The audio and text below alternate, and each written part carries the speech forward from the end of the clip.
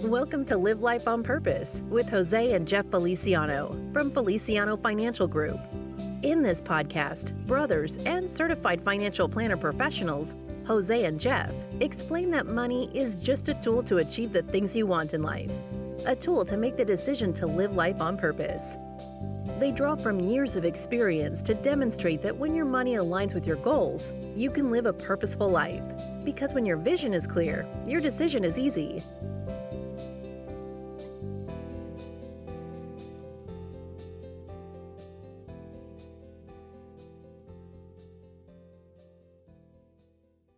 Hello and welcome to Live Life on Purpose with Jose and Jeff Feliciano. Today we've got a two-part podcast. It's going to be just some great conversations. You're going to want to tune in for both of these. And really, it's all about communication. Good, effective, clear communication and around critical conversations that really need to be had. The first podcast is going to be conversations with family. The second conversation is going to be about business, conversations to have within your business and also with family about your business. Jeff, we know that communication is incredibly important. I'm assuming that's why we're covering these topics in these two podcasts. Yeah, they're both important and they're different. There's nothing quite as uncomfortable as talking with or about money with family members. Mm-hmm. But there are certain conversations that are just very important. They're almost unavoidable that we need to have with our spouses, that we need to have in raising and teaching kids, and also with our parents and their plans for the future and what that looks like. So the better we can open up communication channels and have the important conversations that needs to happen within family members and the people that we care about, the better decisions we make, the better prepared we can be for the future and address those issues that before they arise. Can I tell you something personal here? This is perfect timing. The housing market is crazy. My wife and I are considering selling this home. We have a second home that we've been working on, but selling the home we live in to move into the other home because it would basically allow us to be completely debt-free, everything paid off, which would be great. But my wife does not negotiate. She does not like to barter when we go to, different things where you can kind of barter prices. She won't do it. She hates it. And her number to sell this house is lower than mine. And that was and this was yesterday, guys. We had this conversation yesterday, and that was a tough conversation because I'm sticking to my guns going, no, this is worth more than what you're putting it at. And we both kind of got a little bit heated, honestly, with our own opinion. And we were only $20,000 or $25,000 apart from each other, but that's a big deal to me. So I need this podcast. So I'm ready. So let's start with spouse. Can you help me out here, guys? Well, one thing I would add there is, if you always ask, why do you feel that way? And let them really elaborate. Sometimes we assume that we're hearing what's being said. One thing I learned years ago as professionals, what we say isn't always heard the way it was intended. And more importantly, what we hear is what's being said. Yeah. So really having them elaborate why they feel the way they do, I think and then feed it back, not only that you're hearing it, but actually feed back what you're hearing. Mm-hmm. I think it's going to enhance communications. I know that's what happens when I, talk to my daughter. Anytime I speak to her or speak to my wife, if you don't mind repeating it back, what did you hear me say? And sometimes they didn't hear exactly what you said, and you can correct it at that time and eliminate the assumptions. Mm-hmm. So, Jeff, what would you suggest we do when it comes to talking to our spouse? What questions do we need to be asking? Well, first, let me just say it's not easy because anything with spouses is usually there's an emotional aspect to it. Mm-hmm. So and most, unfortunately, one of the biggest reasons couples struggle and divorce is over finances. Yeah. Most of the time you have one's often a spender, one's often a saver. But the more you can compromise, the more you can work together, the easier some of these decisions are made. So, whether we all handle things different, but whether it's monthly, quarterly, every so often, I think the biggest question that we should have to each other, the most important conversation is every now and then to say, hey, where does all of our money go? Or, hey, let's get together, let's sit down, let's take a look at everything, and let's just make sure that we have, just a good bearing of what comes in and where does everything go. Yeah. And I think handling that question right there is a tough one because if one person is kind of in charge of the budget, that can seem very adversarial. Like, where the heck does all our money go? And the person who's handling the budget is like, to the bills, to the things, to the tools that you put in the garage, or in my case, I can say, well, I know where it goes. It goes to the grandbabies, because that's how we're living right now.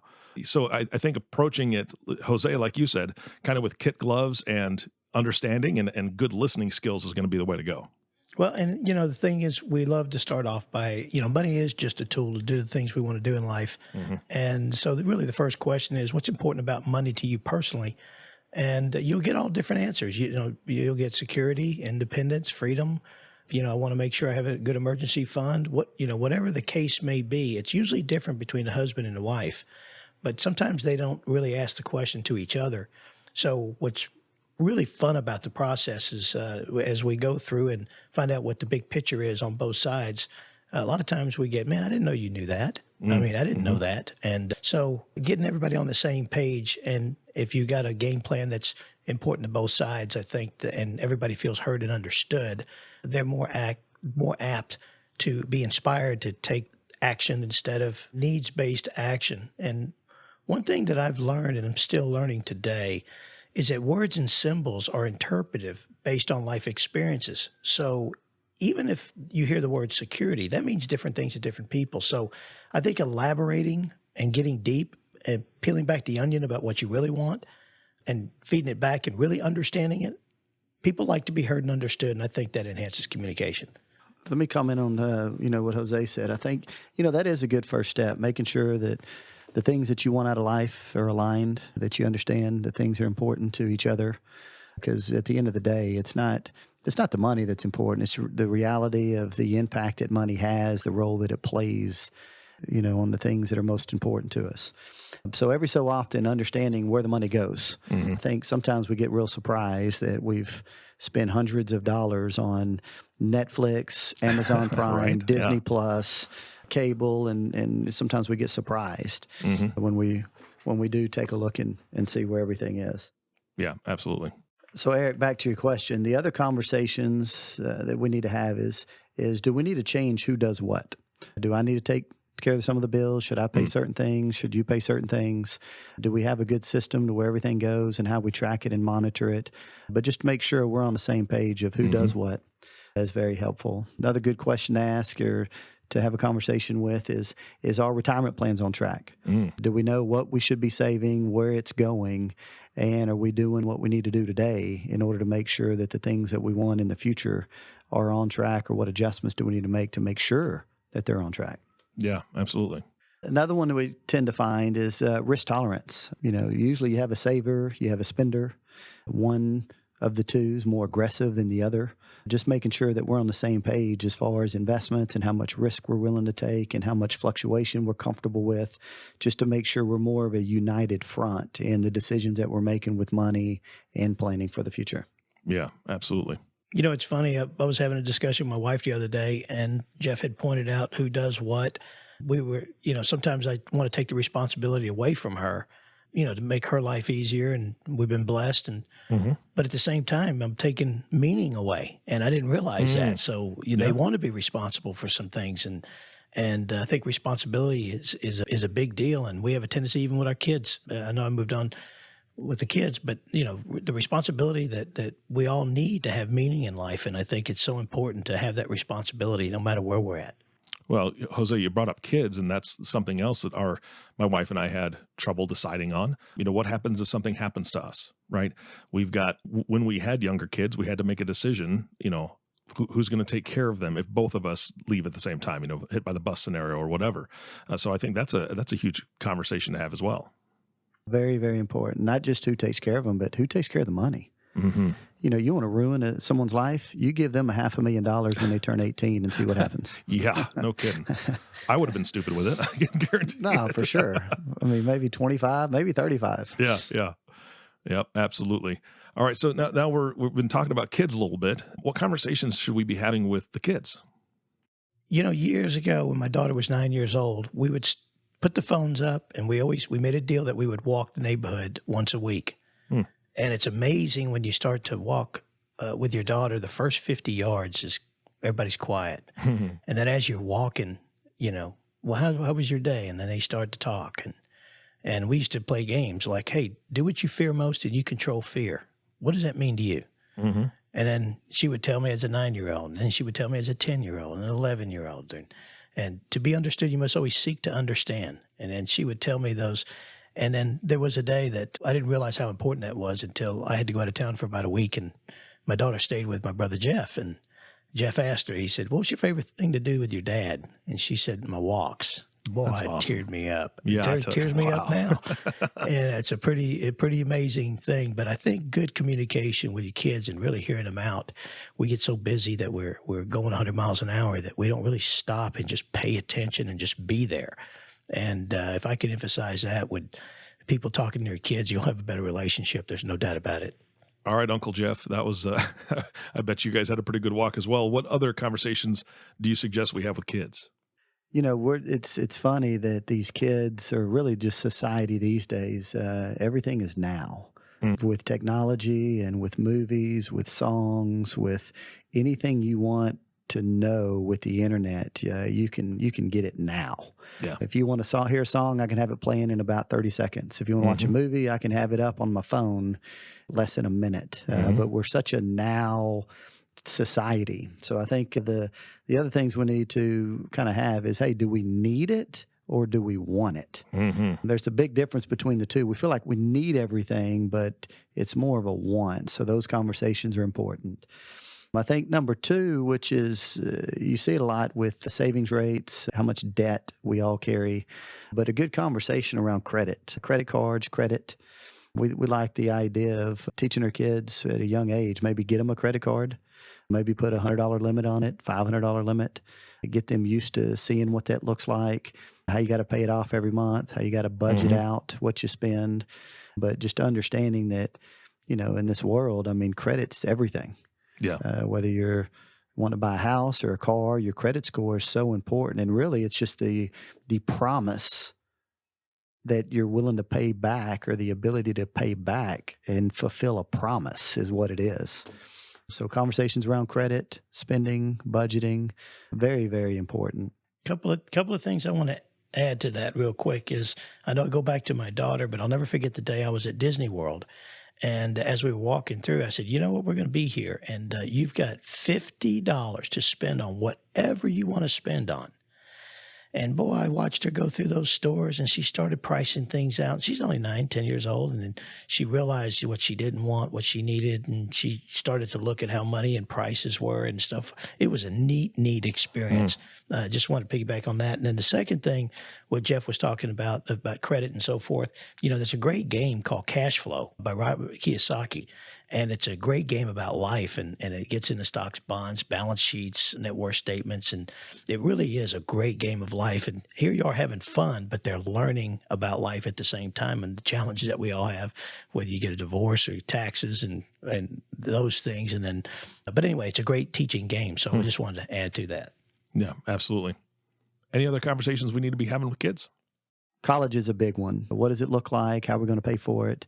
But kids understanding the difference between junior college, community college, private college, universities, what the costs are, what living expenses are, what food is, and putting it on paper and understanding, hey, if we do this, this is going to cost $15,000 a year. If we do this, it's going to be $25,000 a year. But just getting them involved, because college is such a tough environment, especially if you got a very broad degree, you know, and what you're trying to do with your life. I think that the most important thing is the more we can just get them involved in those financial decisions and what life looks like and how much things cost and how bills work, and are just those things that real life experiences teach them much more than anything they could read in a book or sit in a class. No, I agree 100%. I think most people listening to this podcast right now are probably in the sandwich generation, as it's been termed, I think. You know, and we've got kids, maybe we even have grandkids and parents. So we're right in the middle of things. So what about conversations with parents? Because that's a tough one right now, I think.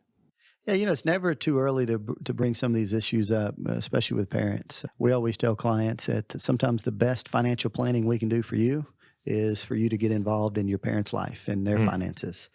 Because there are important questions that we need to ask. Do they have enough to retire comfortably? Have they thought about long-term care insurance and what are we going to do in the event we need to address some sort of assisted living, nursing home, whatever the situation may be. As well as, hey, if something were to happen to you or we did have an emergency, who do you want to help manage the finances? Do you have a will? Do you have power of attorneys? Because there's nothing worse than something happened to mom or dad and all of our ducks aren't in a row and we're stuck and can't make the decisions that we need to make in order to either protect assets, take care of our parents, or just take care of the business type affairs. Mm-hmm. Yeah, absolutely. And I would add, one of the most important things is being really organized, because you got stuff all over the place. And I would say 95% of the people are not totally organized in all areas of planning. So, you got, to me, 4 major questions. Number 1, the money issues. You should talk about that. Mm-hmm. Number 2, the health issues. Number 3, the facility issues. And number 4, your home. And I think those discussions need to be made and really clear with the whole family. And if you could do it on Thanksgiving or when your whole family is in and everybody could talk about those issues, I think that when something happens, then everybody's prepared and no one's assuming anything. Yeah. When you say facility issues, what do you mean by that? Expand on that for me. Well, there's a lot of people, no way they're going to go to a nursing home, and they don't mind going to an assisted living facility, but what are their fears and concerns about that? And then you can discuss those and maybe do some research about that so you can eliminate some of the fears. There's some great facilities out there. You just need to know what's in their head. I mean, the older we all get, we've never been at the age we're at. So we're asking questions, what's mm-hmm. next? And I think all of us go through that. And I think it's just a discussion that has to be made and not assumed that people have things taken care of. I mean, you look at John Denver, you look at Michael Jackson, you got these guys without a will. You would assume that they had all these things in place. Mm-hmm. And you hear these stories about those type of people, you would think, but most people just don't call time out. 70% of the public don't even have a will. And, so people have maybe one part of planning done, but it's not all tied together and not communicated. I think even if you have it all tied together, and we find that between a husband and wife, the man's been taking care of all the money and the woman has not. And if the man dies, well, what happens? Well, the lady's in the twilight zone. So that's the way I like, it's you have relationships, have those discussions and connect all the dots. I think gives everybody the peace of mind. So let me ask you this. If your parents have a financial advisor that they use, is it appropriate to ask to go to a meeting with them to just discuss things and so that you can be on the same page? I know you're not going to invite the entire family into that meeting, but is it appropriate to do that? Well, I think the question should be asked. Hey, mom, dad, hey, do you think it'd be a good idea or would make sense for everyone to get together? That we do have a meeting with the financial advisor, the CPA, the attorney, with whoever you want responsible for taking care of affairs, to kind of just sit down and just make sure everybody's on the same page. Mm-hmm. How do you feel about that? Do you think that would be important?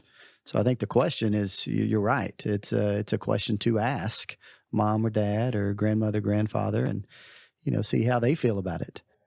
Yeah. And if you'll notice 2 things that Jeff just did, which is very important. He said, how do they feel about it? Mm-hmm. How do you feel about it? That's a big, big question to use because they'll tell you how they feel. And I think that that's the way to frame the question because people will tell you how they feel and you'll just sit back and listen and people will start to articulate what is important to them. Yeah.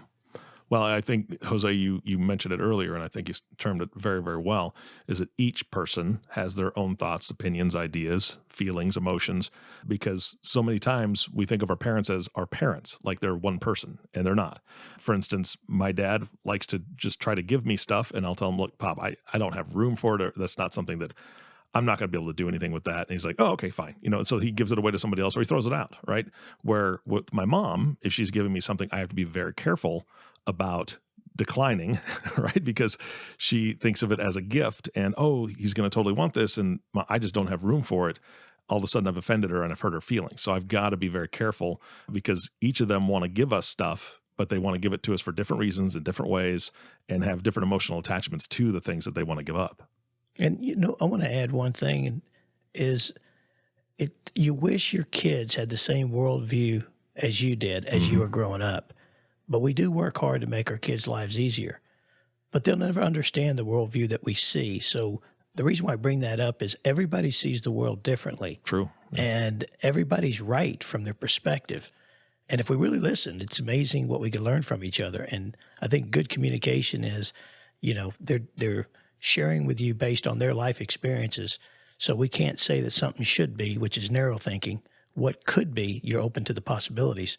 So I say that because we're one of 8 billion people in the world, and we just got to hear each other out. And it's so important to keep families together. And the number one thing is good communication. Well, Jose, I think those are great closing thoughts from you as we wrap up this podcast. Jeff, do you have any closing thoughts for today? No, I'd just say, to the parents out there, those conversations go both ways. I know kids to parents, but also parents down to kids. And thinking through, hey, if something did happen to me, what do I want from a spouse? What do I want from my kids? What do I want from my grandkids? Do I want things protected? Do I want things spread out over a period of time? Do I want things to stay in the bloodline? But those are just kind of very important things that, we do need to take into consideration because, those are things that we do need to take into consideration because they're important and they impact more than just us. Yeah, absolutely. Well, gentlemen, I know that, like we said at the beginning of the podcast, this is a 2-part podcast. This was really concentrating on conversations with family. The next one, we're going to be talking about conversations to have within a business and also with your family about the business. So I'm looking forward to that. I'm hoping that all of our listeners are as well. Guys, thank you so much for your time today. This is a great podcast. And of course, our last thank you goes to you, the listening audience. Thank you so much for tuning in and listening to the Live Life on Purpose podcast with Jose and Jeff Feliciano. If you have not subscribed to the podcast yet, please click the subscribe now button below. This way, when the guys come out with a new podcast, it'll show up directly on your listening device. This makes it much easier to share these podcasts with your friends and family. Again, thanks for listening today. For everyone at Feliciano Financial, this is Eric Johnson reminding you to live life on purpose. Thank you for listening to Live Life on Purpose with Jose and Jeff Feliciano. Click the subscribe button below to be notified when new episodes become available. The information covered and posted represents the views and opinions of the guest and does not necessarily represent the views or opinions of Feliciano Financial Group. The content has been made available for informational and educational purposes only. The content is not intended to be a substitute for professional investing advice. Always seek the advice of your financial advisor or other qualified financial service provider with any questions you may have regarding your investment planning.